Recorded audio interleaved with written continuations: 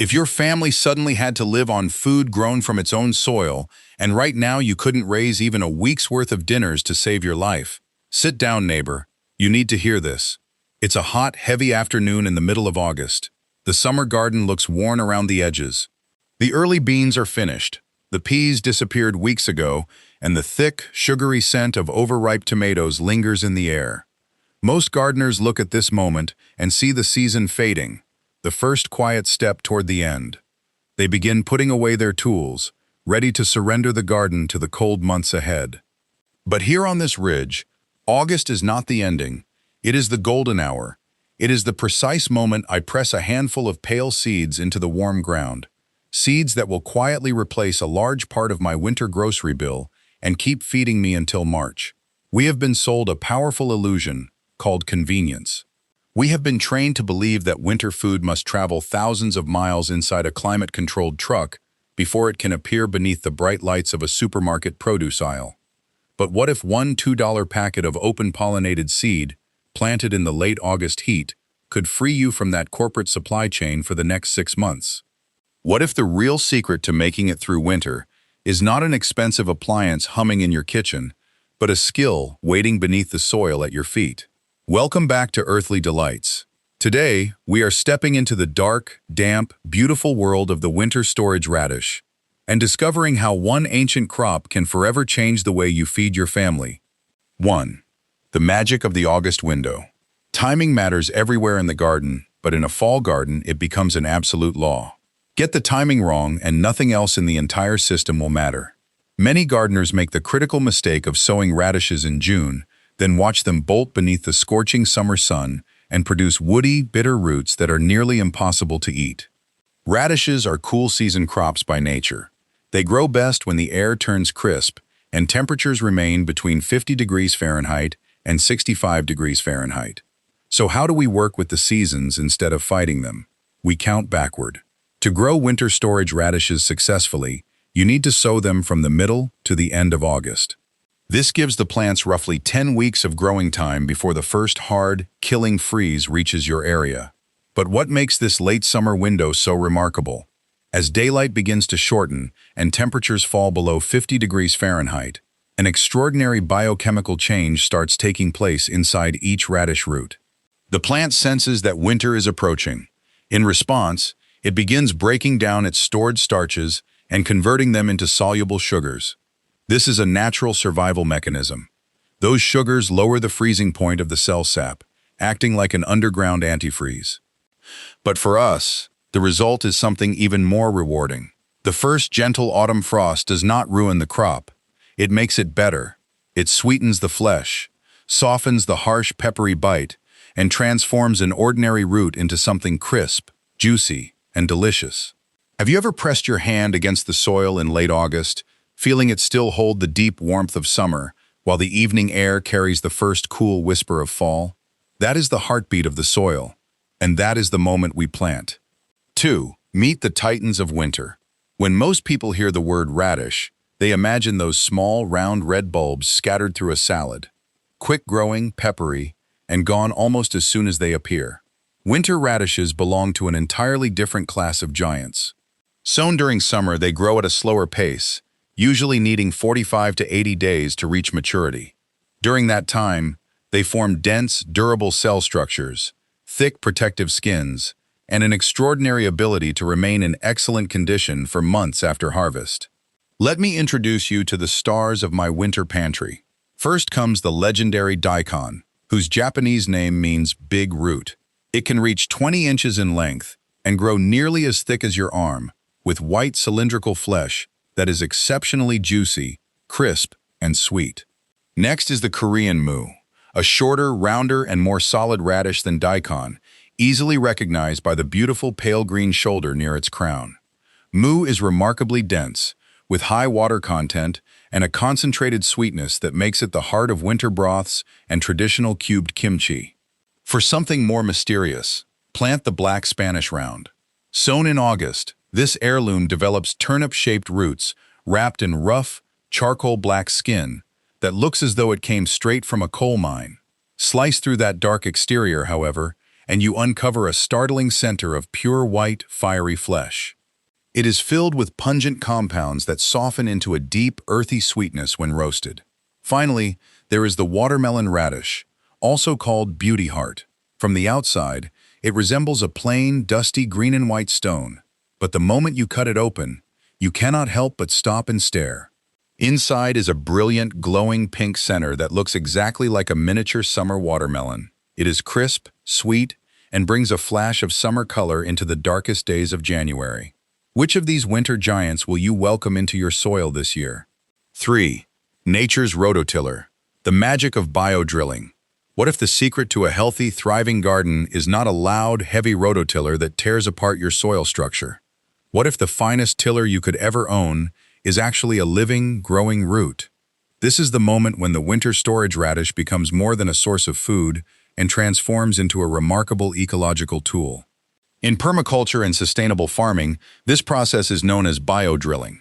A mechanical tiller only loosens the upper few inches of soil, and it often creates a hard, compacted layer directly beneath the blades.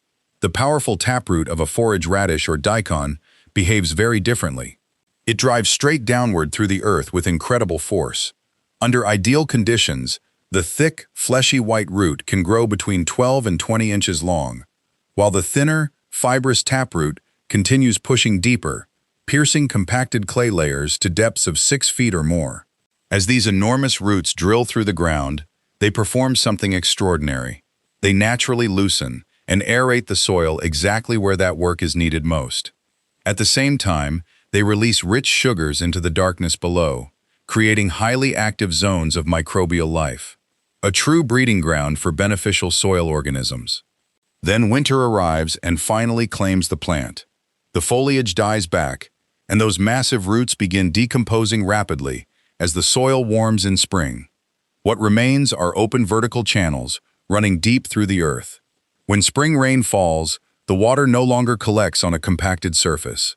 Instead, it moves downward through those channels and penetrates deep into the ground. When you plant potatoes or tomatoes in spring, their young roots can follow these ready-made pathways and reach the moisture stored far below the surface. You are not simply growing another crop. You are allowing nature to redesign the structure of your soil. 4. The ultimate nitrogen vault. Every year, home gardeners and commercial farmers spend millions of dollars on nitrogen fertilizer, only to see a huge portion of it wash below the root zone during the wet months of fall and winter, eventually polluting groundwater. Winter radish, however, is an expert scavenger. It behaves like a living biological sponge, pulling up the residual nitrogen left behind by heavy-feeding summer crops such as tomatoes and sweet corn. The numbers are remarkable. A well-established planting of winter radishes can capture and store between 110 and 180 pounds of nitrogen per acre within its leaves, stems, and root biomass. Think about what that means.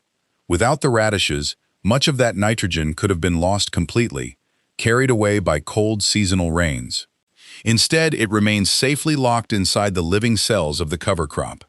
But this is where the system becomes truly ingenious. Rye and many other grass cover crops break down slowly, often holding nitrogen in their tissues for months. Radish roots, by contrast, decompose extremely quickly in spring.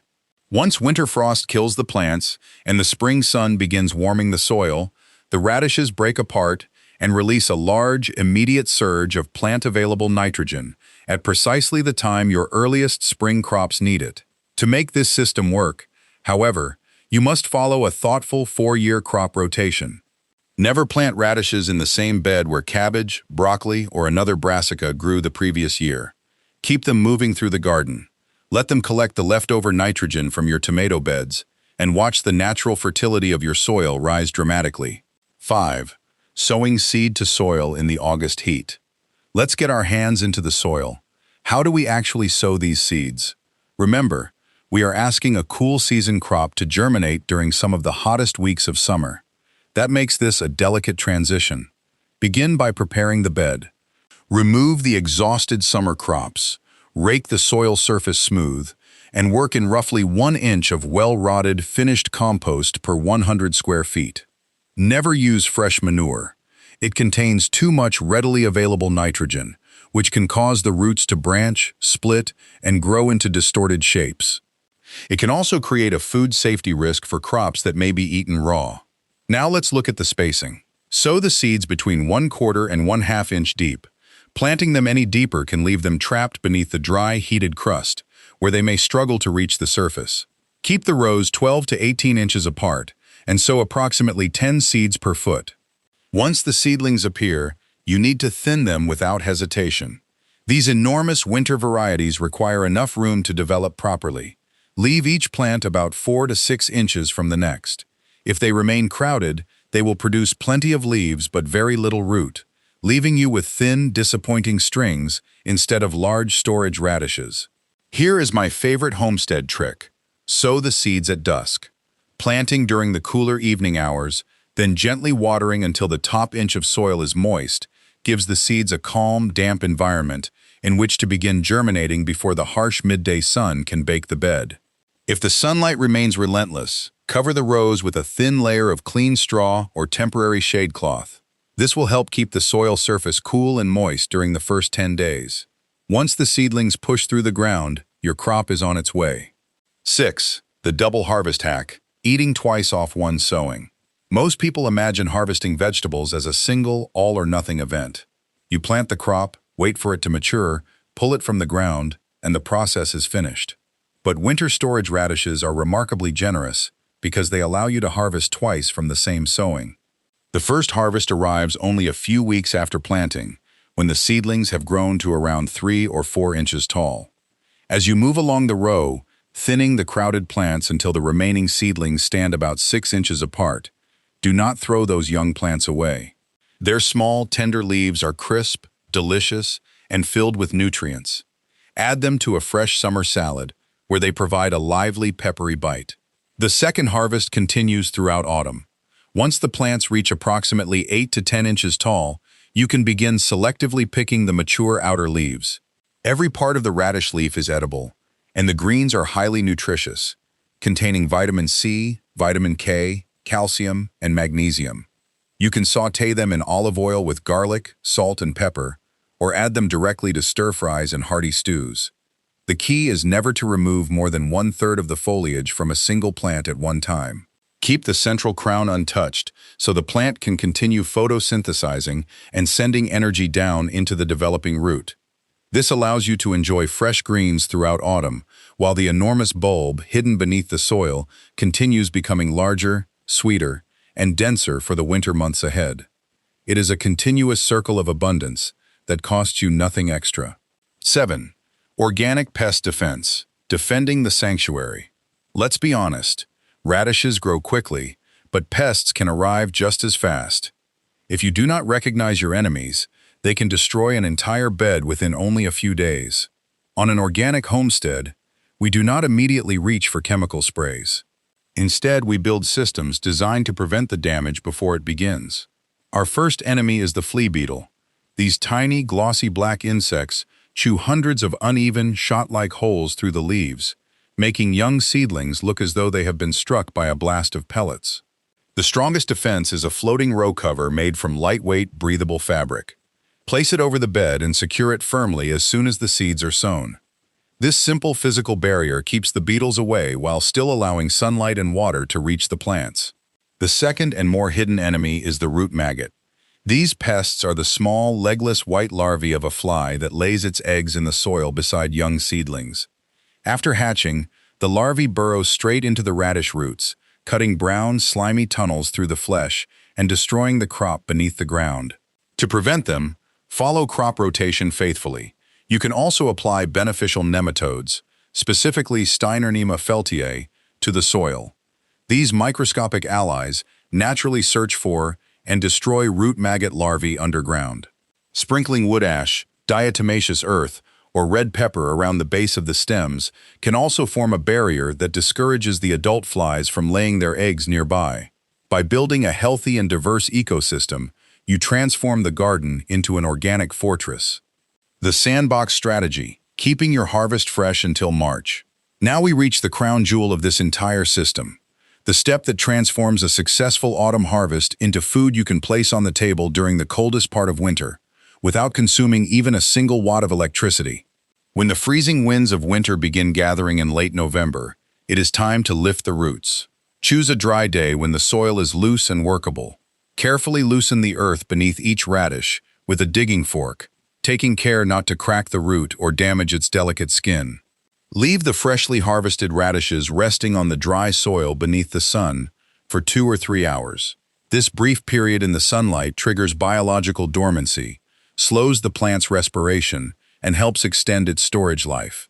Now listen closely. Do not wash the roots. The dry coating of soil clinging to each radish acts like a natural biological shield and provides your strongest protection against mold. Twist the green tops away instead of cutting them, leaving approximately 1 or 2 inches of stem above the crown. Twisting naturally seals the wound, limits moisture loss, and helps prevent the root from becoming soft and rubbery.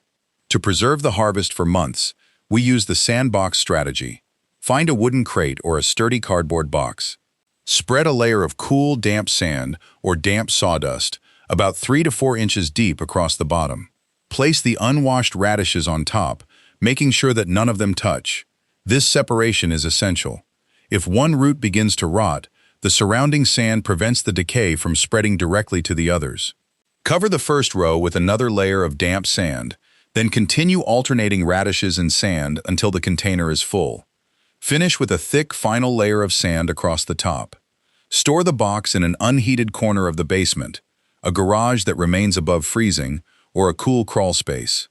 As long as the temperature stays between 32 degrees Fahrenheit and 40 degrees Fahrenheit, and the humidity remains high, the radishes can stay just as crisp, sweet, and juicy as they were on harvest day, all the way until March.